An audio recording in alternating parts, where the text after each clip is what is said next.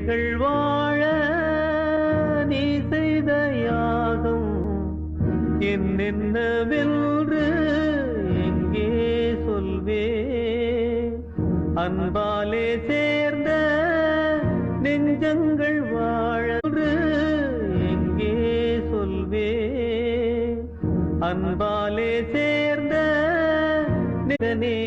என் உயிர் தேசத்து காவலனே வாடிய பூ கைய கால வெட்டி வீசோ கருப்பு நீ